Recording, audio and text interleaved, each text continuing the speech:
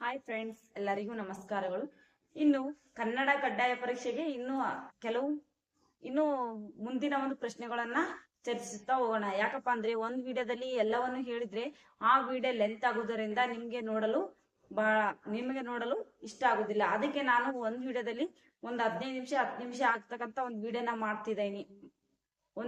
ಮಾಡ್ತಿದ್ದೀನಿ. ಯಾಕಪ್ಪ ಅಂದ್ರೆ ಲೆಂತ್ ಆದ್ರೆ ಎಲ್ರಿಗೂ ಬೋರ್ ಆಗುತ್ತೆ. ಅದಕ್ಕೆ ಶಾರ್ಟ್ ಆಗಿ ಮಾಡ್ತಾ ಇದ್ದೀನಿ. ಶಾರ್ಟ್ ಆಗಿ ನೋಡಿ. ನೀವಿನ್ನು ನಮ್ಮ ಚಾನಲ್ನ ಸಬ್ಸ್ಕ್ರೈಬ್ ಮಾಡಿಲ್ಲ ಅಂದ್ರೆ ಸಬ್ಸ್ಕ್ರೈಬ್ ಮಾಡಿ. ಹಾಗೆ ಈ ವಿಡಿಯೋನ ನಿಮ್ಮ ಫ್ರೆಂಡ್ಸ್ಗೆ ಶೇರ್ ಮಾಡಿ. ಅಂದ್ರೆ ದಯವಿಟ್ಟು ವಿಡಿಯೋನ ಕೊನೆವರೆಗೂ ನೋಡಿ.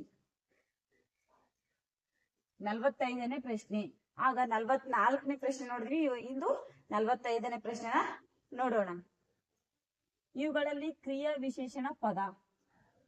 ಆಪ್ಷನ್ ಎ ದೊಡ್ಡ, ಆಪ್ಷನ್ ಬಿ ಮುಂಬಾಗಿ, ಆಪ್ಷನ್ ಸಿ ನಿಧಾನವಾಗಿ, ಆಪ್ಷನ್ ಡಿ ಮರೆಯಾಗು. ನೋಡಿ ಫ್ರೆಂಡ್ಸ್, ಈ ಒಂದು ವಿಶೇಷಣ ಪದ ಯಾವುದಾಗಿರುತ್ತೆ ಅನ್ನೋದು ಈ ಒಂದು ಪ್ರಶ್ನೆಗೆ ಉತ್ತರವನ್ನು ನೋಡ್ಬೇಕು. ಈ ಒಂದು ಪ್ರಶ್ನೆಗೆ ಸರಿಯಾದ ಉತ್ತರ ಆಪ್ಷನ್ ಸಿ ನಿಧಾನವಾಗಿ. ಇದು ಒಂದು ಕ್ರಿಯಾ ವಿಶೇಷಣ ಒಂದು ಪದವಾಗಿರುತ್ತದೆ. ಇನ್ನು 46ನೇ ಪ್ರಶ್ನೆ ನೋಡಿ ಫ್ರೆಂಡ್ಸ್, ಈ ಚಿಹ್ನೆ ಕಾಣ್ತಾ ಇದೆಯಾ? ಈ ಚಿಹ್ನೆ ಯಾವ ಚಿಹ್ನೆಯಾಗಿದೆ? ಇದು ಯಾವ ಚಿಹ್ನೆಯಾಗಿದೆ? ಎ ವಿವರಣೆ, ಬಿ ಅಲ್ಪ ವಿರಾಮ, ಸಿ ವಿರಾಮ, ಆಪ್ಷನ್ ಡಿ ಅರ್ಧ ವಿರಾಮ. ನೋಡಿ ಇದು ಯಾವ ಚಿಹ್ನೆ ಅಂತ. ಇದಕ್ಕೆ ಸರಿಯಾದ ಉತ್ತರ ಅರ್ಧ ವಿರಾಮ. ಪೂರ್ಣ ವಿರಾಮ ಅಂದ್ರೆ ಈ ತರ ಬರ್ತಕ್ಕಂಥದ್ದು ಪೂರ್ಣ ವಿರಾಮ. ಈ ತರದ ವಿರಾಮ ಅಂದ್ರೆ ಈ ತರ. ವಿವರಣೆ ಅಂದ್ರೆ ಈ ತರ. ಈ ರೀತಿಗೆ ನಾವು ಅರ್ಧ ವಿರಾಮ ಎಂದು ಕರಿತೀವಿ.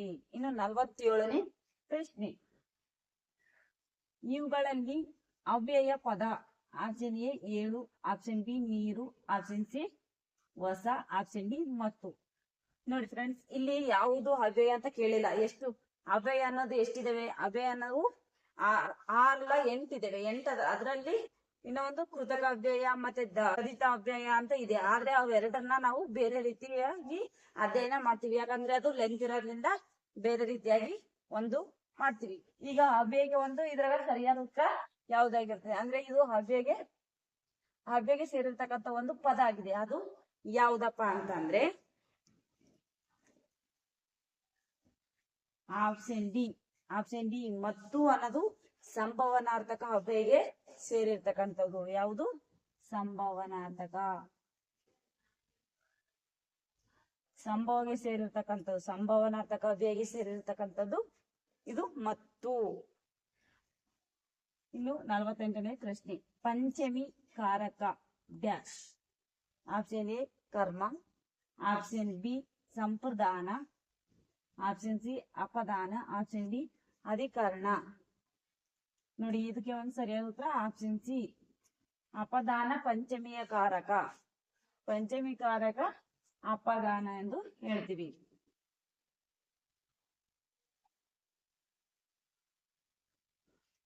ಇನ್ನು 49ನೇ ಪ್ರಶ್ನೆ. ಇವುಗಳಲ್ಲಿ ಅನ್ಯದೇಶಿ ಪದ. ನೋಡಿ ಆಪ್ಷನ್ ಎ ಕದ, ಆಪ್ಷನ್ ಬಿ ತೆಂಕಣ, ಆಪ್ಷನ್ ಸಿ ಪಾದ್ರಿ, ಆಪ್ಷನ್ ಡಿ ಜೇನು. ನೋಡಿ ಇಲ್ಲಿ ಅನ್ಯದೇಶಿ ಪದ ಯಾವ್ದಂದ್ರೆ ಬೇರೆ ದೇಶ ಇರ್ತಕ್ಕಂತ ಒಂದು ಪದ ಯಾವುದಪ್ಪ ಅನ್ನೋದು. ನೋಡಿ ಇದಕ್ಕೆ ಸರಿಯಾದ ಉತ್ತರ ಆಪ್ಷನ್ ಸಿ ಆಗಿರುತ್ತೆ ಪಾದ್ರಿ. ಅನ್ಯ ದೇಶದಲ್ಲಿ ಯಾವ ದೇಶಕ್ಕೆ ಬರ್ತದಪ್ಪ ಅಂದ್ರೆ ಇದು ಪರ್ಷಿಯನ್ ದೇಶಕ್ಕೆ ಬರುತ್ತೆ.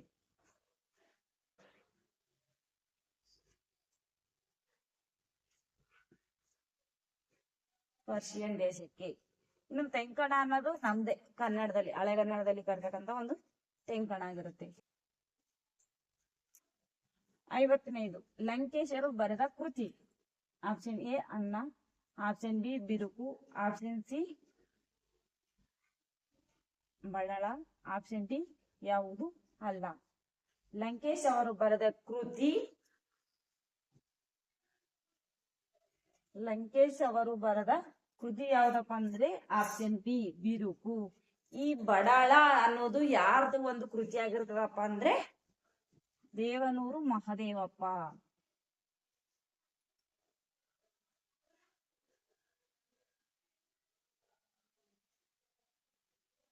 ದೇವನೂರು ಮಹಾದೇವ ಅವರು ಬರೆದಿರ್ತಕ್ಕಂಥ ಒಂದು ಅವ್ರದ್ದೊಂದು ಕೃತಿ. ಇನ್ನು 51ನೇ ಪ್ರಶ್ನೆ, ಆದಿಕವಿ ಎಂದು ಹೆಸರಾದ ಕವಿ. ನೋಡಿ, option A Ponna, option B Pampa, option C Janna, option D run. ನೋಡಿ, ಈ ಒಂದು ಪ್ರಶ್ನೆಗೆ ಸರಿಯಾದ ಉತ್ತರ ಯಾವಂತ, ಈ ಪ್ರಶ್ನೆಗೆ ಸರಿಯಾದ ಉತ್ತರ ಎಲ್ಲರೂ ಗೊತ್ತಿರ್ತಕ್ಕಂತ ಒಂದು ಪ್ರಶ್ನೆ ಆಗಿದೆಯಪ್ಪ. ಅಂದ್ರೆ ಆದಿಕವಿ ಅಂದ್ರೆ ನಮ್ಗೆ ಎಲ್ಲರಿಗೂ ತಟ್ಟನೆ ನೆನಪಾಗುತ್ತದೆ. ಆದಿಕವಿ ಪಂಪ ಎಂದು ಕರೀತಾರೆ. ಯಾವ್ದು? ಪಂಪ. ಆಪ್ಷನ್ ಬಿ ಇದಕ್ಕೆ ಸರಿಯಾದ ಉತ್ತರ, ಆದಿಕವಿ ಪಂಪ. ಇನ್ನು ಪೊನ್ನಾಗ ಏನಂತಾರಪ್ಪ ಅಂದ್ರೆ ಶಾಂತಿ ಪುರಾಣ ಎಂದು ಕರೀತಾರೆ. ಇನ್ನು ರನ್ನ ಅವ್ರಿಗೆ ಅಜಿತನಾಥ ಪುರಾಣ. ಯಾರಾದ್ರೂ ಕೇಳಿದ್ರೆ ಇದನ್ನ ಕೇಳ್ಬಹುದು. ಇನ್ನು 52ನೇ ಪ್ರಶ್ನೆ, ಅಭಿನವ ಪಂಪನೆಂದು ಬಿರುದಾಂಕಿತನಾದ ಕವಿ. ನೋಡಿ, option A Pampa, option B Nagachandra, option C Raghavanka, option D Ponna. ನೋಡಿ, ಅಭಿನವ ಪಂಪನೆಂದು ಬಿರುದು ಅಂಕಿತನಾಮದ ಒಬ್ಬ ಕವಿ ಯಾರಪ್ಪ ಅಂದ್ರೆ ಈ ಒಂದು ಪ್ರಶ್ನೆಗೆ ಸರಿಯಾದ ಉತ್ತರ ಯಾವ್ದಾಗಿರ್ತದೆ? ನಾಗಚಂದ್ರ. ಇನ್ನು ಪಂಪ ಆದ್ರೆ ಆದಿಕವಿ, ಪೊನ್ನ ಆದ್ರೆ ಶಾಂತಿಪೂರ್ಣ. ಇನ್ನು ರಾಘವಾಂಕರ್ ಯಾರಪ್ಪ ಅಂದ್ರೆ ರಾಘವಾಂಕರ ಒಂದು ಕಾವ್ಯ ಯಾವುದು? ಹರಿಶ್ಚಂದ್ರ ಕಾವ್ಯ ಒಂದು ರಾಘವಾಂಕರ ಕಾವ್ಯ ಆಗಿರುತ್ತದೆ. ಇನ್ನು 53ನೇ ಪ್ರಶ್ನೆ, ಅಂಶಿ ಸಮಸ್ಯೆಗೆ ನಿರ್ದೇಶನ ಅಂದ್ರೆ ಒಂದು ಅಂಶಿ ಸಮಸ್ಯೆಗೆ ಉದಾಹರಣೆ ಯಾವುದಾಗಿರ್ತದೆ ಇದರಲ್ಲಿ ಅಂತಕ್ಕಂಥ ಪ್ರಶ್ನೆ. ಆಪ್ಷನ್ ಎ ಕೆಂದದಾವರೆ, ಆಪ್ಷನ್ ಬಿ ಮುಕ್ಕಣ್ಣ, ಆಪ್ಷನ್ ಸಿ ಮುಂಬಾಗಿಲು, ಆಪ್ಷನ್ ಡಿ ಅರಮನೆ. ನೋಡಿ ಫ್ರೆಂಡ್ಸ್, ಅಂಶಿ ಸಮಕ್ಕೆ ಯಾವ್ದೊಂದು ಉದಾಹರಣೆ ಆಗಿರುತ್ತೆ. ಯಾಕಪ್ಪ ಅಂದ್ರೆ ನಾನು ಮೊನ್ನೆ ಒಂದು ವಿಡಿಯೋದಲ್ಲಿ ಸಮಾಸದ ಬಗ್ಗೆ ಅಧ್ಯಯನ ಮಾಡಿದ್ದೆ. ಅದರಲ್ಲಿ ಚೆನ್ನಾಗಿ ಎಲ್ಲವನ್ನು ಬಿಡಿಸಿ ಹೇಳಿದ್ದೇನೆ. ಹಾಗೆ ಉದಾಹರಣೆಯನ್ನು ನಿಮ್ಗೆ ಕೊಟ್ಟಿದ್ದೆ. ಬಿಡಿಸಿ ನಮ್ಗೆ ಕಮೆಂಟ್ ಬಾಕ್ಸ್ ನಲ್ಲಿ ತಿಳಿಸಿ ಅಂತ. ಈ ಒಂದು ಪ್ರಶ್ನೆಗೆ ಸರಿಯಾದ ಉತ್ತರ ಯಾವ್ದು ನೋಡ್ರಿ? ಈ ಒಂದು ಪ್ರಶ್ನೆಗೆ ಸರಿಯಾದ ಉತ್ತರ ಮುಂಬಾಗಿಲು. ಈ ಕೆಂದದಾವರೆ ಎದಕ್ಕೆ ಉದಾಹರಣೆ ಆಗಿರ್ತದಪ್ಪ ಅಂದ್ರೆ ಇದು ಕೆಂದದಾವರೆ ಅಂದ್ರೆ ಕೆಂಪು, ಅದಕ್ಕೆ ತಾವರೆ ಕೆಂದಾವರೆ ಆಗಿರ್ತದೆ. ಅಂದ್ರೆ ಇದಕ್ಕೆ ಯಾವ ಉದಾಹರಣೆ ಆಗಿರ್ತದೆ? ಕರ್ಮಧಾರೆಯ ಸಮಾಸಕ್ಕೆ ಉದಾಹರಣೆ. ಕರ್ಮಧಾರೆಯ ಸಮಾಸ ಇದೊಂದು ಕರ್ಮಧಾರೆಗೆ ಉದಾಹರಣೆ ಆಗಿರುತ್ತೆ. ಇನ್ನು ಮುಕ್ಕಣ್ಣ ಅನ್ನೋದು ಯಾವುದಕ್ಕೆ ಉದಾಹರಣೆ ಆಗಿರುತ್ತೆ ಅಂದ್ರೆ ಬಹುವ್ರೀ ಸಮಾಸ. ಬಹುವ್ರೀ ಸಮಾಸಕ್ಕೆ ಉದಾಹರಣೆ ಆಗಿರ್ತದೆ. ಮೂರು ಹದಿಕ್ ಕಣ್ಣುಳ್ಳವ ಅಂತ ಅರ್ಥ ಬಿಡಿಸಿದಾಗ ಇದು ಬಹುವ್ರೀ ಸಮಾಸ. ಇನ್ನು ಅರಮನೆ ಯಾವ್ದಕ್ಕಪ್ಪ ಅಂದ್ರೆ ತತ್ಪುರುಷ ಸಮಾಸಕ್ಕೆ ಉದಾಹರಣೆ. ನೋಡಿ ಫ್ರೆಂಡ್ಸ್, ಇಷ್ಟಕ್ಕೆ ನಾವು ತಿಳ್ಕೊಂಡಿವಿ. ಇನ್ನು 54ನೇ ಪ್ರಶ್ನೆ, ಮಂಕುತಿಮ್ಮನ ಕಗ್ಗ ವಚನಕಾರ. ಅಂದ್ರೆ ಮಂಕುತಿಮ್ಮ ಕಗ್ಗ ಅಂದ್ರೆ ಯಾರು? ಈ ಮಂಕುತಿಮ್ಮ ಕಗ್ಗ ಅನ್ನೋದು ಎಷ್ಟಂದ್ರೆ 7th ಇಲ್ಲ 6th ಕ್ಲಾಸ್ನ ಒಂದು ಕನ್ನಡ ಬುಕ್ಕಿನಲ್ಲಿ ಇರ್ತಕ್ಕಂತ ಒಂದು ಮಂಕುತಿಮ್ಮನ ಕಗ್ಗ. ಇದ್ರದ್ದು ಒಂದು ಪದ್ಯನೇ ಇದೆ. ಇದ್ರದ್ದೊಂದು ಪದ್ಯ ಇದೆ. ಯಾರಪ್ಪ ಅಂದ್ರೆ ಇದ್ರನ್ನ ಬರ್ದಿರ್ತಕ್ಕಂತ ಒಂದು ವಚನಕಾರ ಯಾರು ಅಂದ್ರೆ option A DVG. Gundappa, option B Kanakadasa, option C Bendre, option D Kuvempu. ನೋಡಿ, ಈ ಒಂದು ಪ್ರಶ್ನೆ ಸರಿಯಾದ ಉತ್ತರ ಆಪ್ಷನ್ ಎ ಡಿ.ವಿ.ಜಿ. ಗುಂಡಪ್ಪನವರದು.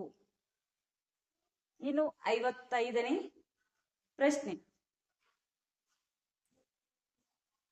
ಅತ್ತಿತ್ತ ಡ್ಯಾಶ್ ಎನ್ನುವರು.